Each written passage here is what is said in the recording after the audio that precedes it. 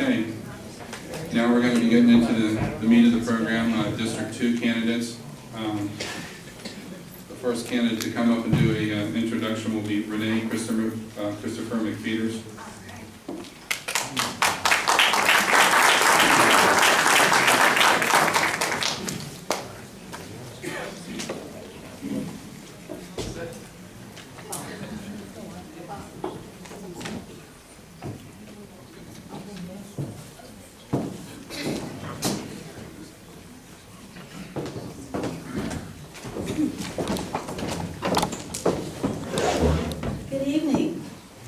In 2008, I ran for commissioner after being denied my right to vote and being unjustly surveilled in the 2004 invalid Crystal River annexation.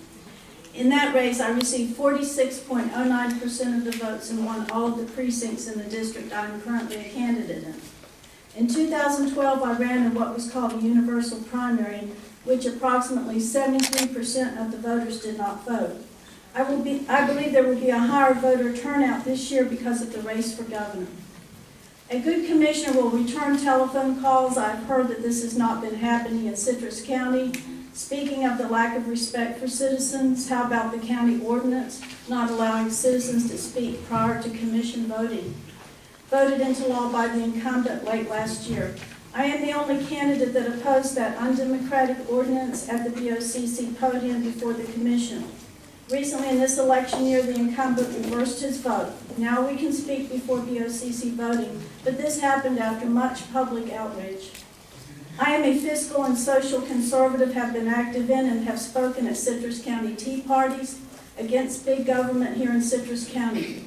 I'm the only candidate that opposed the BOCC multi-million-dollar purchase of North Ottawa Avenue on the day of the vote. I am the only candidate for District 2 that told the commissioners not to allow the road extension from Hernando County to go through the Sugar Mill Woods. It is possible to disagree without being disagreeable. Again, I stood alone as the only candidate against the Crystal River ordinance that an opponent voted for, restricting the flying of the U.S. flag. I am the only candidate that signed the Second Amendment Preservation Act to protect our right to bear arms here in Citrus County, Florida. I have owned and managed businesses in Citrus County since 1993 and will promote business. One of my goals as a commissioner is to promote harmony in government for the good of the citizens. This should help business and tourism also. I have founded the first official 9/11/01 memorial now on display at Crystal River Middle School. It has a plaque from the World Trade Center. I have received 9 original proclamations against child pornography from 7 cities and 2 counties, including one from the Citrus BOCC with the help of Suzanne and Wynn Webb, the former chairman. I am for our rights to keep every one of our hard-earned dollars for our pursuit of happiness. As your commissioner, I will not call citizens thugs nor vote to restrict flying the U.S. flag or restrict your freedom of speech. I will return your calls out of consideration and respect. I reside in the Homosassa area as a property taxpayer and am for minimal taxation, and am against unnecessary spending such as for consultants, out-of-state and out-of-county contractors and lawyers. We should use local county staff and businesses. Let's put our own people to work. Thank you.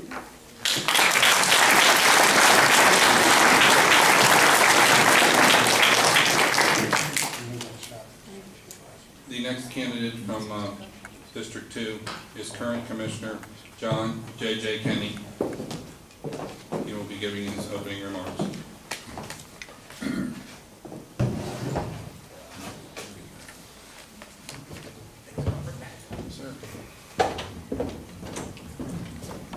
Good evening. I'm glad we got such a good turnout this evening. First thing I want to say is, would you look at Robert?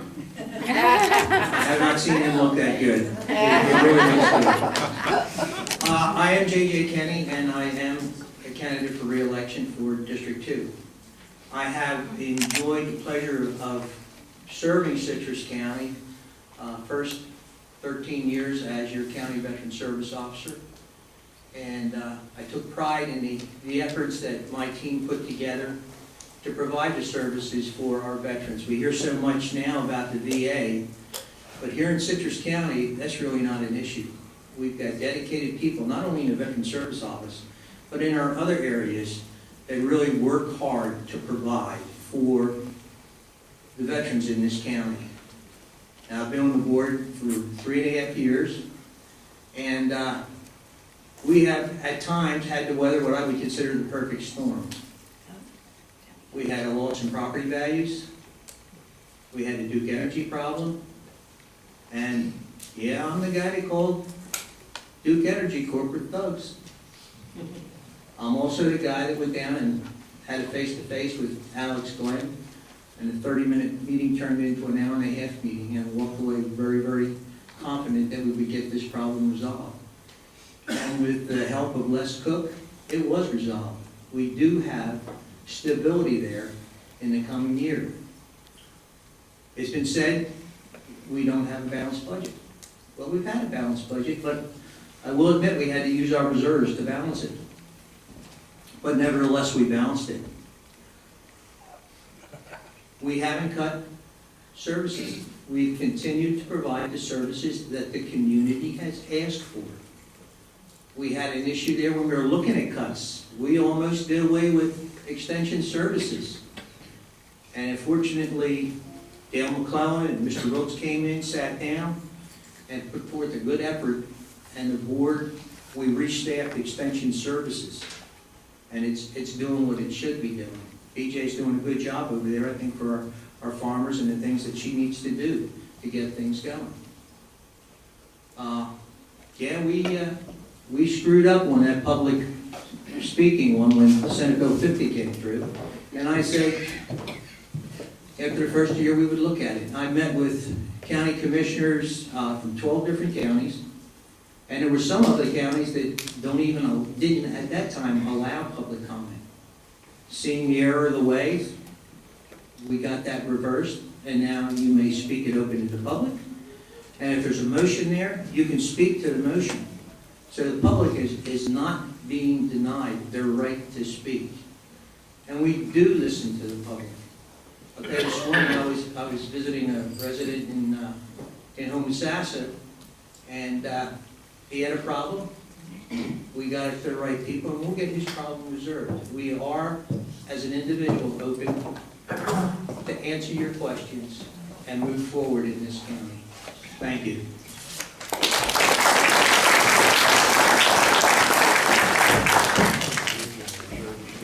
The next candidate for County Commission District 2 is Ron Kitchen Jr.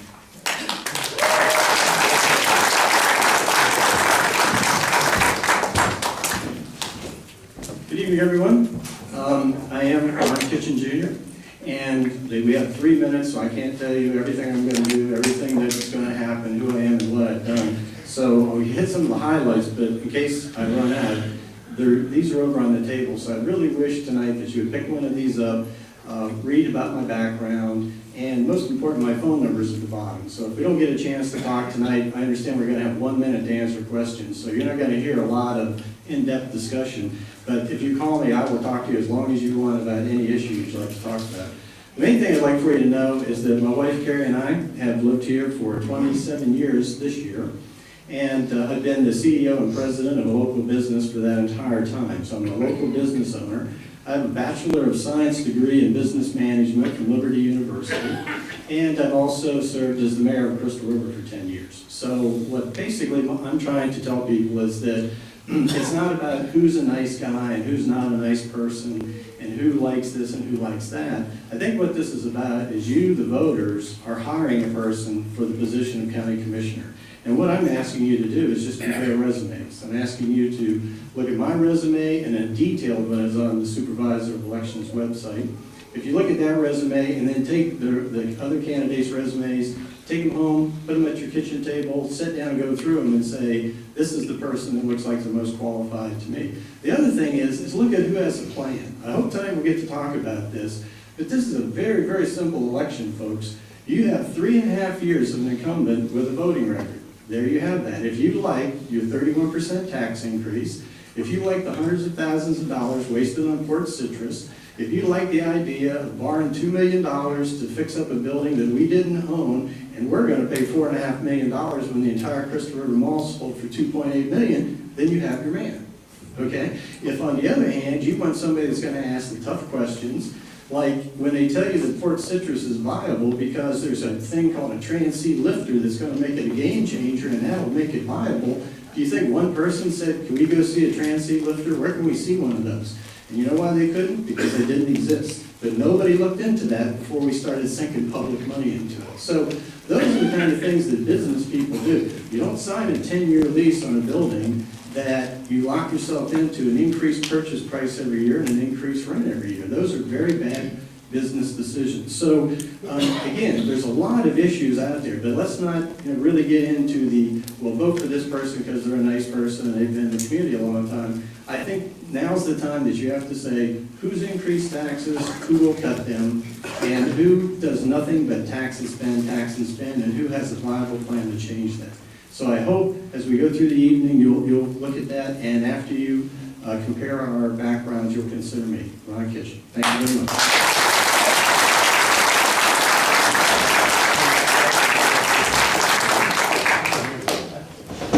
The next candidate for County Commission District 2 is Philip Moraine.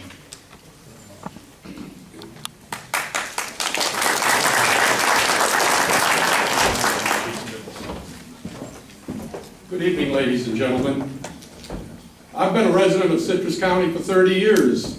The last couple of decades, we the people have been more complacent because we have what they call the Uniform Board of County Commissioners. Well, whenever that ship has been floating in the last couple of years, it's been listing. And guess who has to bail that ship out? You and I, the people. I've got 40 years in business management. I'm going to tell you about one job I had. I worked for L3 Communications. I was a field service technician.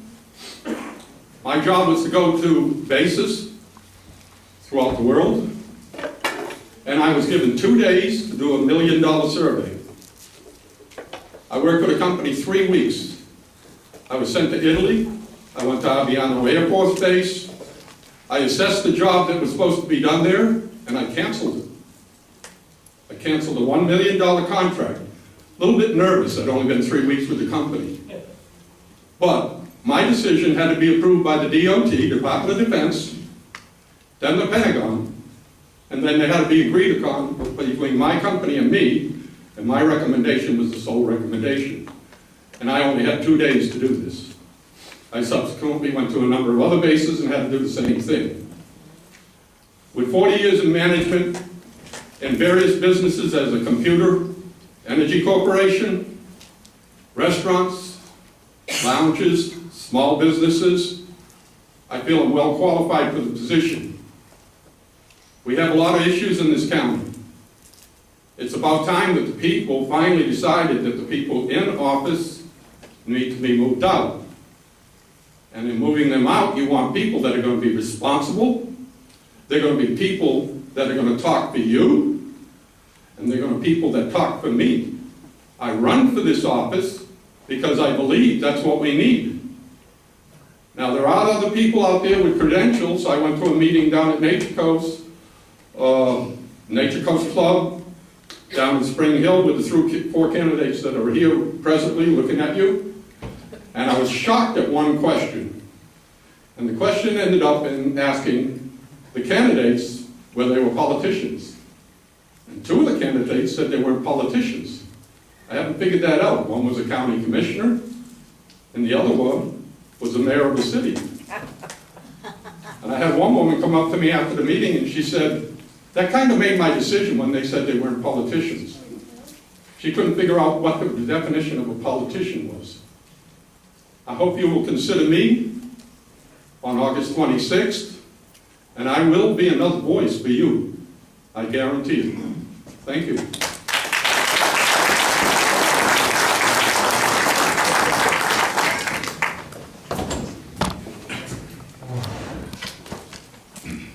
The first question is going to go to Renee Christopher McPeters. This question will also be applied to all the candidates. Ms. McPeters, what do you feel is the most critical issue facing Citrus County today? According to what's been in the Chronicle, Excuse me, Renee, one moment. The other thing I wanted to let all the candidates know, we did tell you a minute on an answer, so we're going to extend that just a little bit, so we're going to be liberal with it with our candidates, so if you need a little more time, that's fine. According to what's been in the Chronicle, the issue that is most concerning to me the most is the dissension on the BOCC. And, it's not good for business, it's not good for anything. So, like I said before, we can disagree without being disagreeable. I hope to bring some civility to the BOCC as your commissioner. Thank you.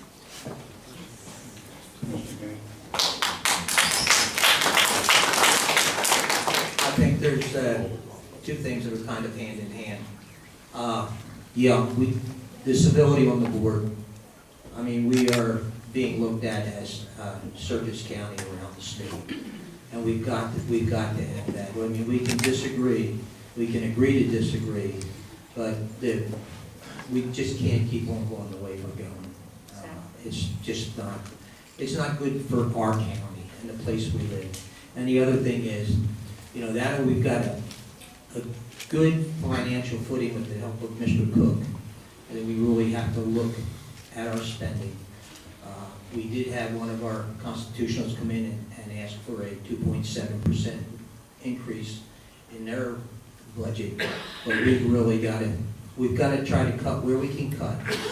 But you got to remember, there's other constitutionals, there's other people beside the BOCC that have got to look to cut. It all can't come out of the hide of the Board of County Commissioners.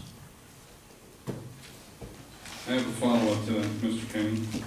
Would you apply that same criteria when you say constitutionals? Would you apply that same criteria since the sheriff has one of the largest budgets in the county? I will be asking the sheriff to trim his budget. That's where the 2.7% increase came in.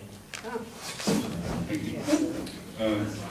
Mr. Kitchen? Can you repeat the question for me? Yes, sir. And any candidate, if you need me to repeat a question, please let me know.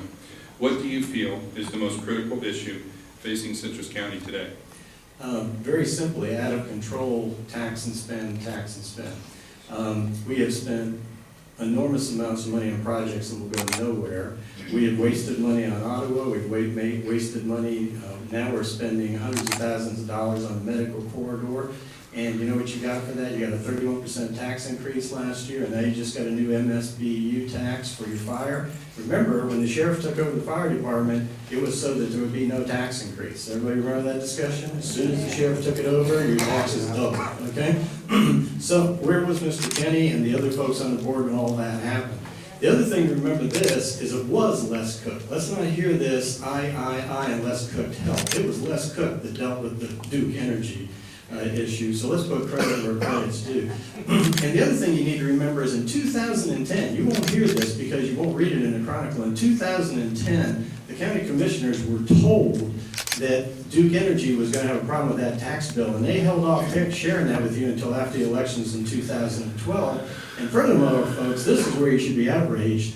The budget, the county budget right now was established with a worst-case scenario that meant you were going to get no money from Duke Energy, okay? So that's why you got a 31% tax increase. Now that Duke is ponied up to $25 million, you should be asking your folks in there, where's my $25 million back? And you know where it is? It's going to the medical corridor, it's going to all these other things. Oh, and guess what? We now have financial stability. Well, that's because they took it from you and from after all these years of deficit spending and build it back up. And Kelly, you're going to have to tell me what liberal means, because I can go a long time on this. But these are the kind of questions, folks.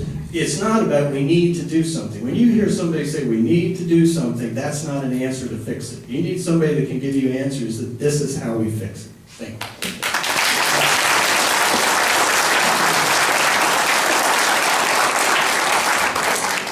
I have advised the candidates of this. I have advised all the candidates of this previously. If a candidate mentions an individual's name, that person has an opportunity to 30-second rebuttal to it. Because Mr. Kitchen did reference Commissioner Kenny's name, he gets an opportunity to rebut it, because I just have a general principle that if you're going to call someone out, it might have been a slight So, but again, everybody understands the rules. So, Mr. Kenny, before we get to you, Mr. Mulray, Mr. Kenny, if you'd like to rebut anything that Mr. Kitson said. I don't know where that 25 million went, but sure as heck didn't go to the 491 project. We've gotten $6 million from the state that we'll have to go toward that project, and we've already been encouraged that we may possibly see another $13 million from the state in order to make that project come into fruition. And with regards to hundreds of thousands of dollars being spent on Port Citrus, there hasn't been $100,000 mentioned there. And additionally, you know, we will be going out, we're going to call for a Port Citrus meeting, and we have had some interest shown in the 17 acres that we have that we were originally going to do the boat ramp. We have a couple companies that are interested in developing that site in a public-private partnership. Thank you. 5 seconds. 5 seconds. All I want to say is his first answer was, I don't know where the 25 million went. Let's just pay attention. Okay, moving on.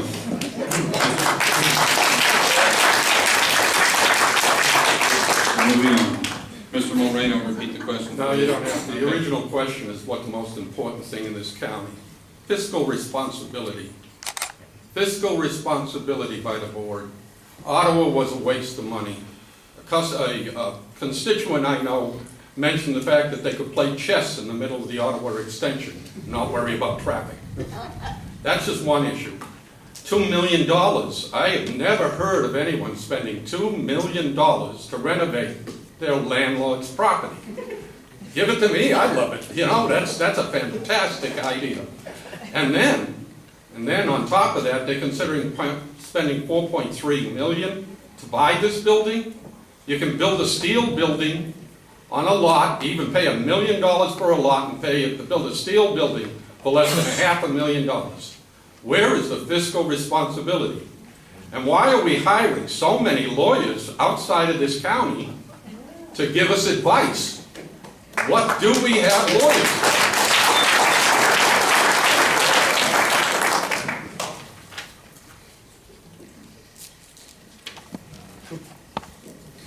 The next set of questions will be for Phil Moraine, Mr. Kitchen, and Ms. McPeters. Mr. Moraine, you will be going next. Mr. Kenny, your question is somewhat related, but it is slightly different. Okay. Obviously, the county is beginning the process of searching for a new county administrator. What are the qualities you would be looking for with any candidate for this position, assuming you are given the opportunity to participate in the search? Integrity, common sense. I don't care whether he's got a diploma or not. A diploma does not show integrity and common sense. Somebody that will be responsible and listen to the board in their actions rather than dictate to them. Period. Mr. Kitchen, do you need me to repeat the question? No, I think what we need in a new county administrator is a professional. We need somebody that understands that that is a position of high standing and they need to be above politics. I think what you see, if you go back and look at the last county commission race, you'll see the current county administrator interrupted an elected official 14 times while that official was talking. And because of that, the official was gavelled down and basically taken to the woodshed by the Chronicle. Okay, so here we have an elected official being interrupted by the county administrator, and it's the elected official's fault. Okay, the other thing is a professional does not donate to campaign funds. The current county administrator has donated to one of the incumbents up here. That is highly unprofessional, because how is it that you engage in politics at that level? As a matter of fact, that's against the code of ethics of professionals in the county administrative business. So I think that's the number one thing. If I was involved, this is the question I would say. If I was involved, thank you, if I was involved in hiring a county administrator, this is exactly what I'd say to him, and that is, when we hired Andy Houston as the city manager, I said, I'm here to help you. I'm here to make your job easy and for you to carry this out. So the only two things I would ask of you is never lie to me, okay? And never, ever be afraid to discuss anything in an open meeting, Okay, because if you're doing something that you think somebody's gonna gotcha, then you shouldn't be doing that in the first place. Everything is open, so a professional county administrator will be able to discuss anything they want to in an open public meeting and not feel they have to defend themselves and interrupt elected officials. So the number one answer is professionals. I know, I hired them. We hired Andy Houston 8 years ago. He was my top choice. One of the reasons, because Andy Houston has an MBA, so he understands business and budgets and so on. And I think that's what we need. I would disagree. I don't think an education is all you need, but it's interesting that most organizations require, especially in city managers and county administrators, to have at least a bachelor's degree in public administration. And the irony is, you don't have to have any degree to be an elected official. So I just throw that out there.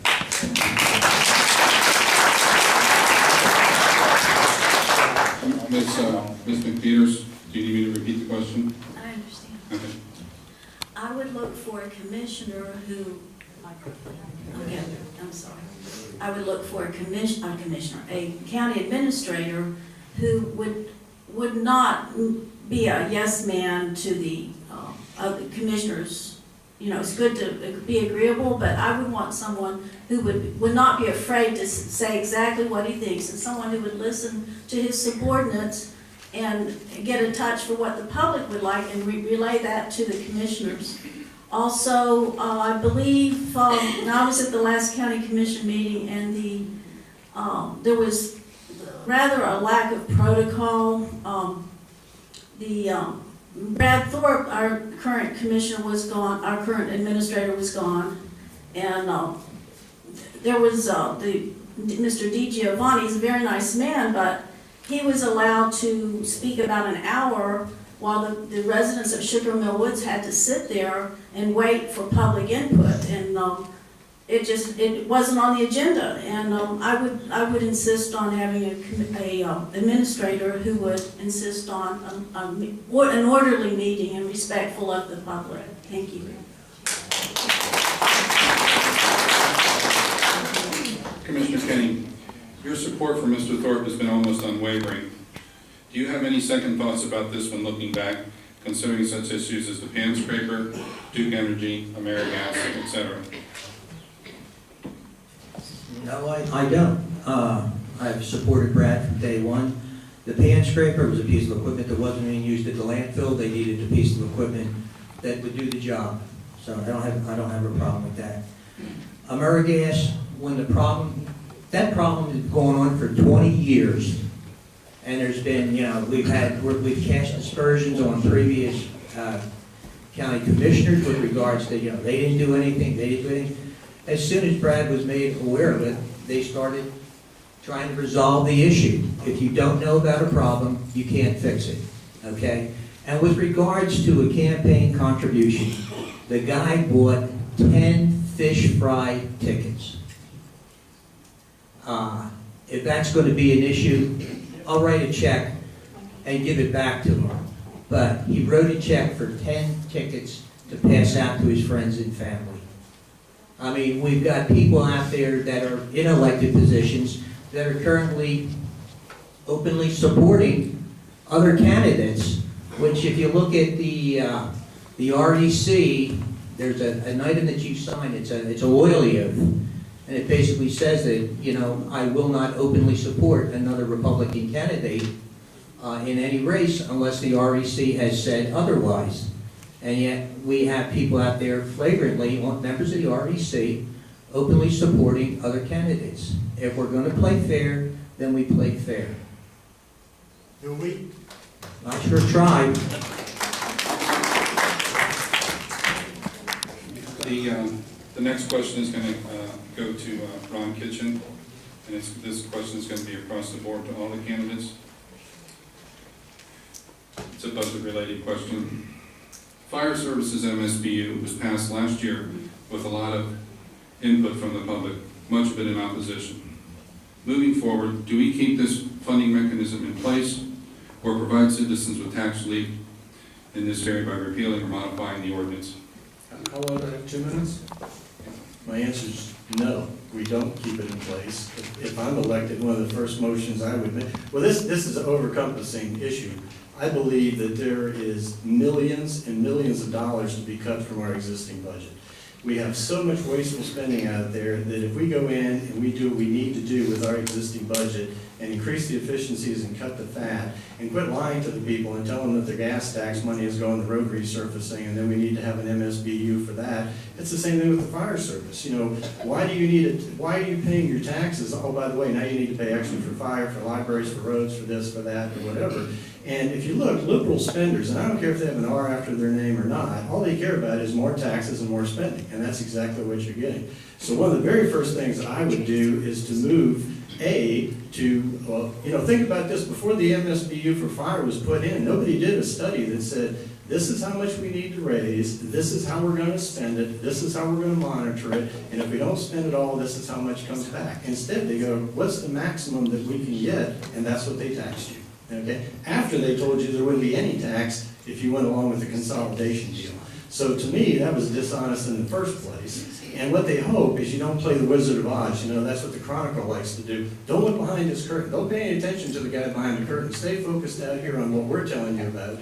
And I think you people, especially those here tonight, are smarter than that. And you see the game that's being played. So the MSBU can be eliminated for fire service, taxes can be cut, services can be held in place and expanded, nobody needs to be laid off, and this is not just pie in the sky. I've done this, folks. If you go back and look at the $800,000 that I proposed to be cut from the City of Crystal River's budget, it's been done. So this is not some promise that I'm throwing out there. It's been done, and I know how to do it, and yes, I would eliminate it.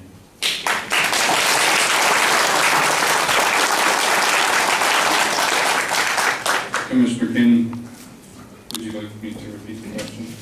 Now, this is with regards to the MSB Fire Services. Yes, sir. With regards to fire services, myself and Commissioner Webb at the time, we voted against the consolidation. And that's because we saw that the fire services, they were in bad shape. You had 24-year-old pumpers out there, big ticketed items that the current MSTU was not going to cover. Once we recover, yes, let's cut it back. But let's get these young men and these young women that every day they go to work and they don't know if they're going to come home. We did have one incident where one of our 22-year-old pumpers, the firefighter, was in a building and a pumper crapped out on him. He's in there, fire all around him. I'm not going to go with the fire chief or the sheriff to tell some young woman that your husband's not coming home tonight. When we get those fire services, when we get those things up to speed, yeah, let's cut it back because we're not going to need it. But we're facing, we've got a $6 million radio system that we've got that's going to be coming down the road to keep us in compliance with the Homeland Security requirements for the P25 radio systems. $6 million for emergency services. We have to put in a digital system for fire, police, and EMS. We're going to run the analog system parallel to it for as long as we can get Motorola to support it, and then we'll have to switch over to that. But if it's a cost that deals with your safety and the safety of the young men and young women that risk their lives every day, I'm going to support it. But once we get everything in place that we need, we cut back on it. We cut back on that MSBU. But until we get where we have to be, we've got 500 Scott Air Pack units we've got to replace. Again, we've kicked the can down the road in public safety. You don't kick the can down the road on public safety. Dial 911, please hold. Is that what you want? Amen, Commissioner.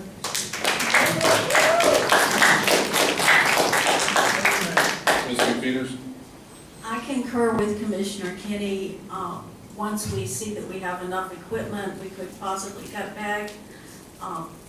One of my goals is for there to be better communication with the Sheriff's Department and the BOCC. I remember for years we couldn't get a copy of the budget from the Sheriff's Department, and hopefully things will improve, and that's all I have to say. Thank you. Well, the MSBU is a tax. They like to use the word MSTBU. It's still a tax. When are they going to stop taxing us? Now, when they talk about reversing the taxing, that's interesting. When have they ever done that?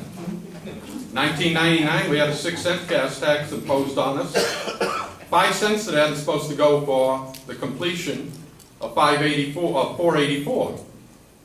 This year, they're collecting $2.4 million for 484. The road's done. Where's the money going? As far as the emergency services go, yeah, if they need new trucks, let's get them. But the moment it's there, let's get rid of that tax. Let's try and roll back a tax for once rather than talk about it. Because the way I look at it, in the last 30 years I lived here, once they impose a tax, it never gets eliminated. Yeah. And they can talk the talk, but it just isn't being done. The road tax is still there. A lot of people drive out of this county just to buy gas, because 6 cents in today's economy per gallon is a lot of money.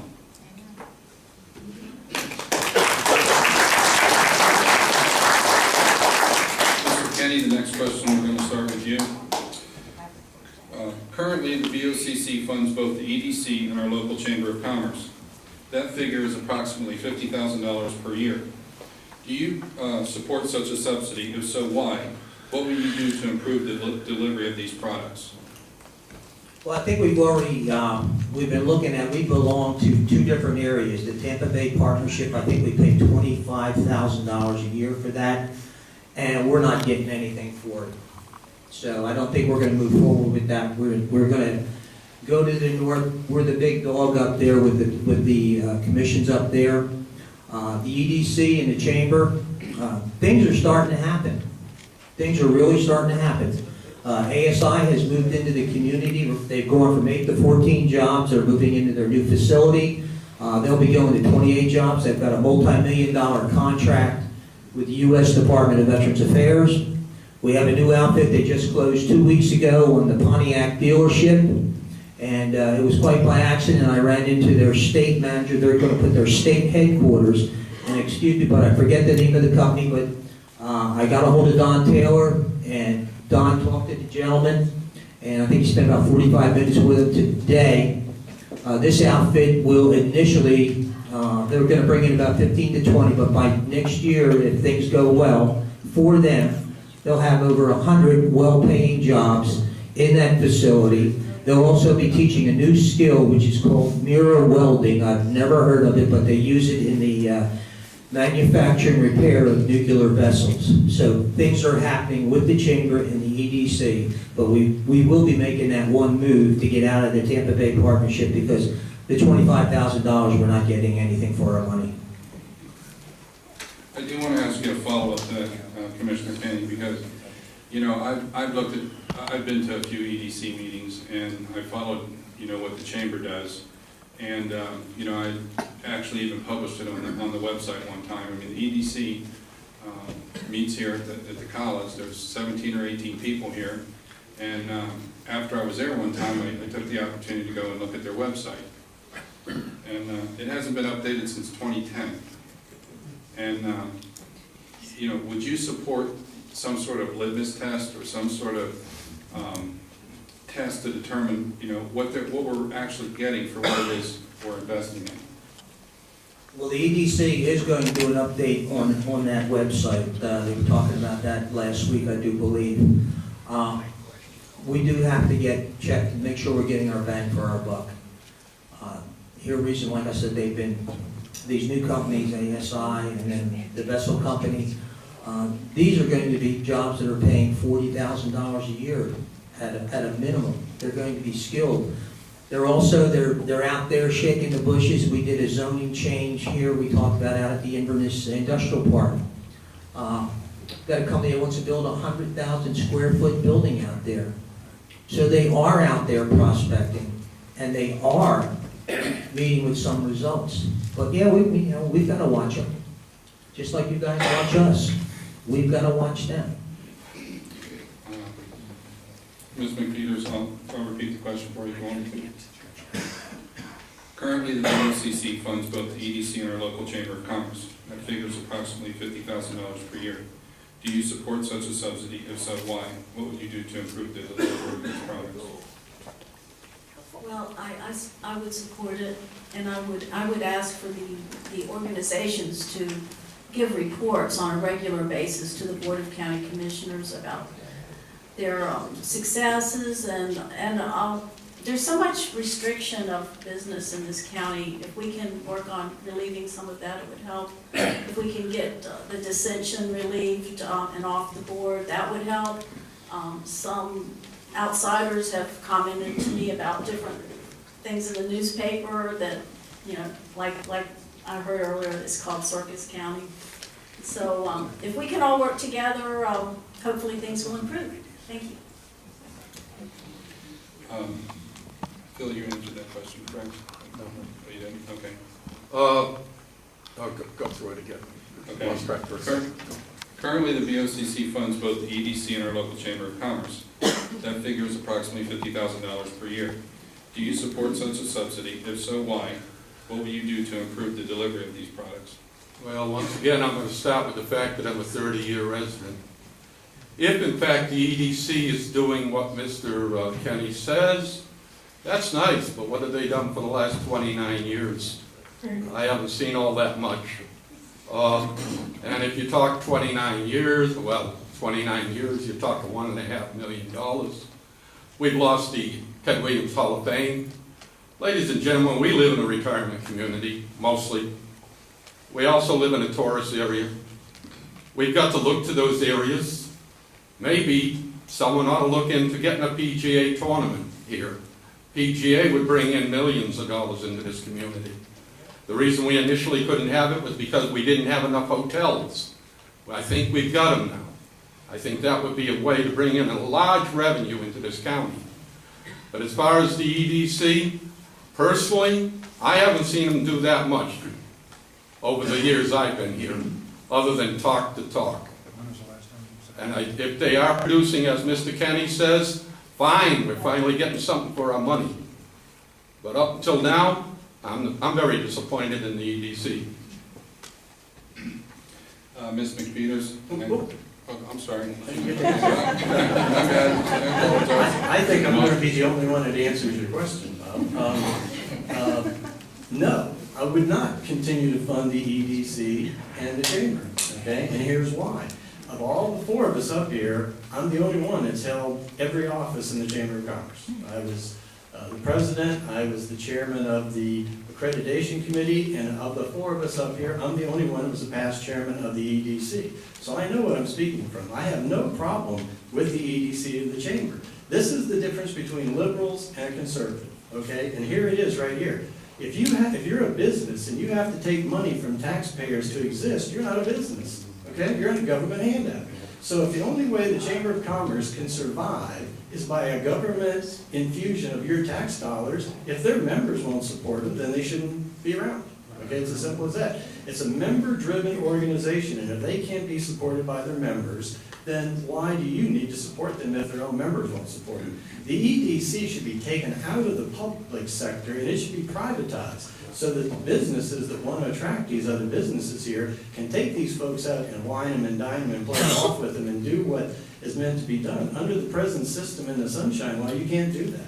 So you can't go out and negotiate with these businesses. And we hear this every year. Oh, you know, big jobs right around the corner, big high-paying jobs right around the corner. I bet everyone in this room has heard that multiple year after year after year, and usually at election time. And I always keep saying, if all this good stuff has happened, then how come you're not up here saying, look what I've done for the last 4 years, instead of making excuses like, let's tell scary stories about if we don't keep taxing you, your house is going to burn down and somebody's going to die. Okay? Why don't we talk about a business thing that's called renewal and replacement? If you have to wait until something breaks and you didn't plan for that item to fail over a period of years, you're a terrible business person. Even in Crystal River, we had a new renewal and replacement plan where we took money out of the budget every year for cars and trucks and fire trucks and so on and so forth. You know what? Crystal River doesn't pay the MSPU fire tax, and they do just fine. Okay? So here, that's what I would point out. Sorry, I see the red car. So anyway, I hope you're starting to see some differences in the candidates here.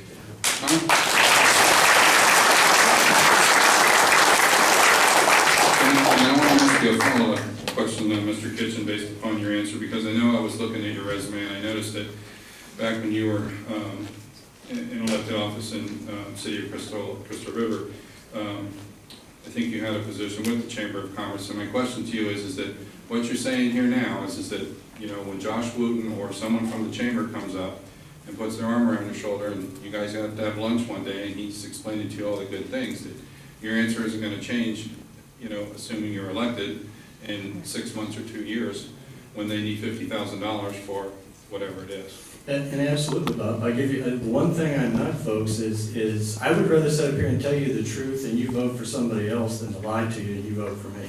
So, I'm going to tell you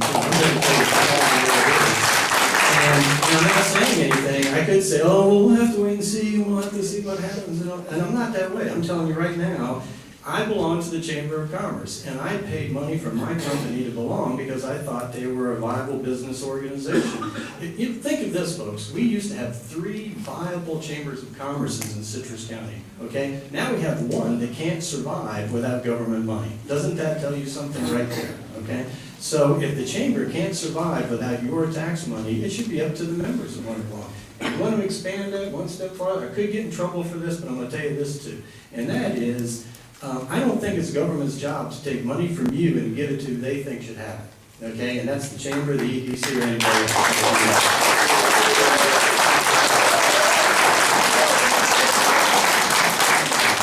Mr. Kenny, the next question is for you. In 2015, the contract with CCA, which is Corrections Corporation of America, is set to expire. What are your plans or visions as to what should be done with the jail facility and why? Well, there's been a couple issues that have come up with regards to the jail that may be available, and that is to renew the contract with CCA. They have it's been talked about selling the jail to CCA. I'm not so sure that's the best route to go, because in that case you lose the ability to control your per diem rate. You're at their liberty with regards to that. And also, they have a number of contracts with U.S. Marshals, INS, ICE. We currently house prisoners from the U.S. Virgin Islands there at the county jail. So I think that issue, with regards to sale, it'll probably be considered. And additionally, you know, extending the contract. They built the new cell block out there, and I do believe we still have a few more years, and I would have to check on that with regards to paying that off, and then it belongs to us. But we do have to, that's coming up, and we'll look at it when it comes up. I mean, there's 4 people that are going to have, 5 people are going to have to make that decision as to whether or not we continue to use CCA. I don't think the sheriff wants the jail back. Yeah, I don't really believe he wants it back, so it'll possibly either be a continued rental or a sale, but it's going to take the Board of County Commissioners to make that decision. Ron? Yes, sir. I think this is a good place for open and transparent government to finally start in Citrus County. One of the problems that we have in Citrus County, and I hear because I talk to people every day, is there's a lack of trust. Everyone feels that when a decision comes before the board, and you can put any kind of platitude out there you want, but most people feel everything's a done deal. Everybody knows how they're going to vote before they vote. They come with prepared statements to read what it is before you even talk. And so the jail would be a great first start, where we say, let's bring all the information out so the whole public can hear everything that's being discussed, and we have open and honest. You have to workshop it to death. You hear everybody's comments, and everything's out there. We don't make these decisions in closed-door back rooms and then come out and put on the show that says, oh, we're listening to the public. Okay, so this, especially something, this is like one of the only assets, really a big asset that Citrus County has, and it's a huge decision. And like all decisions, there's things on both sides, and there are probably things that people haven't even thought about, but until they allow the public to stand up and give some ideas. I know many times in Crystal River, we'd be discussing something, and somebody from the audience would come up to the podium and say, why don't you do this? And we'd all look at each other and go, that's brilliant. Why didn't any of us think of it? And that's what we need to do. We need to have citizens come forward and say, I used to be here, did this, and I, for one, love to hear the way people used to do things. You know, people say, oh, don't come down here and tell me the way you used to do things. Well, that's what we want to know. We want experience. And I think the jail would be the first example of really open discussion about, here's an issue, here's what the problem is, and what's all the input. And then we have the open discussion. and then you do the vote. But at least at the end of the vote, everyone believes it was open and honest and it wasn't a done deal, and I think that's the place to begin.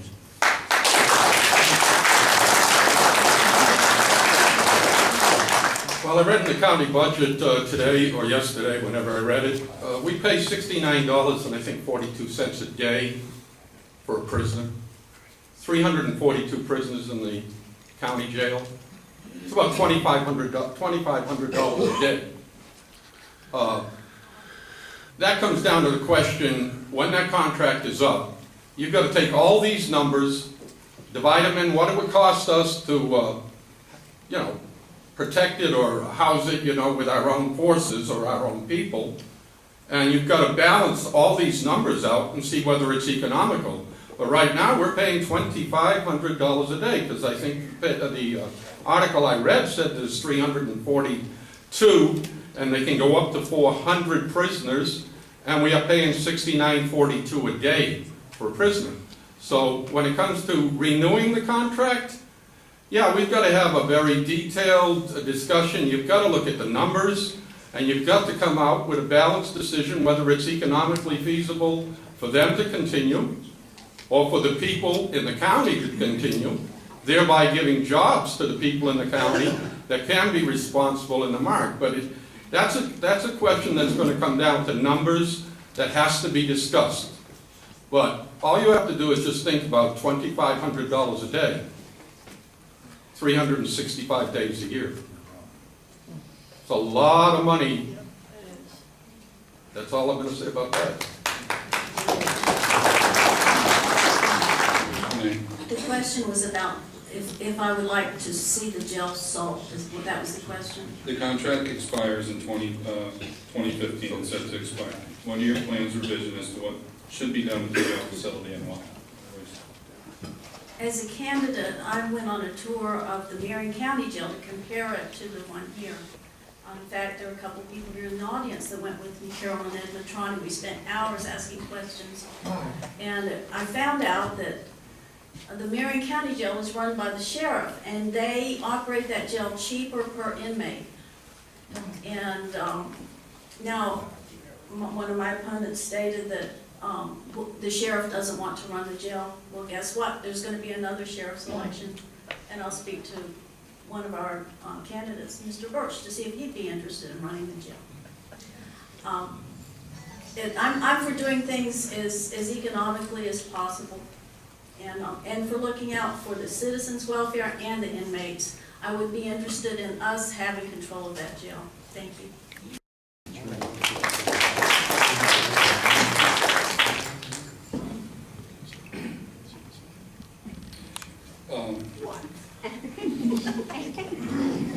I lose my place every now and then.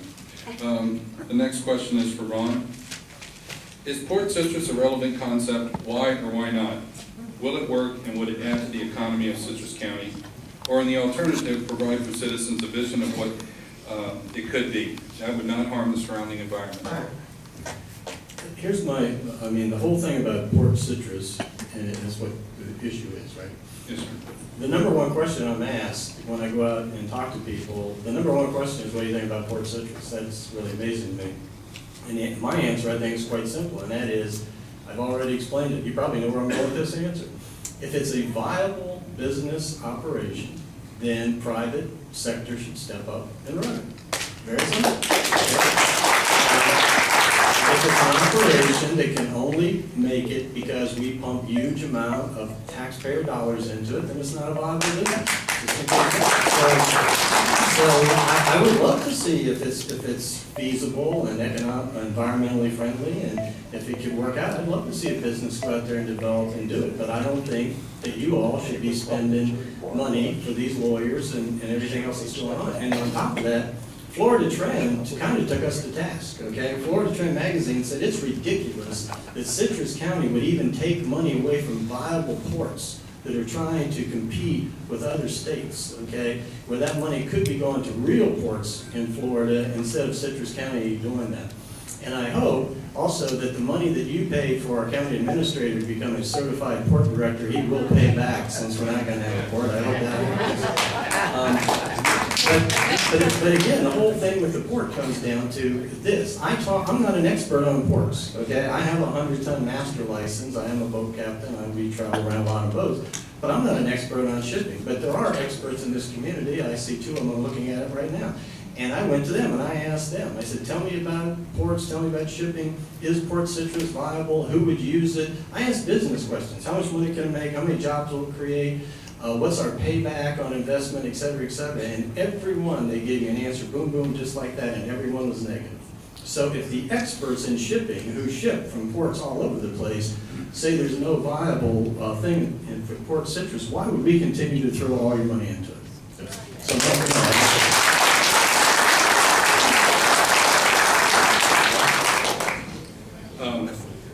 Phil, you're next. After you, Renee will be finishing up, and then we'll start with you with closing statements. Okay, the idea of Port Citrus, let's go back 28 years if you've been here long enough.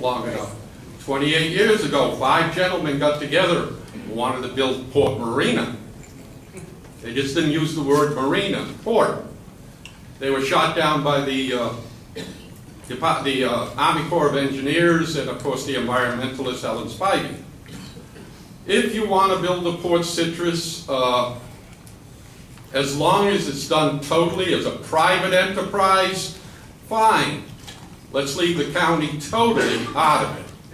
Because first of all, I question the draft situation on a ship coming in.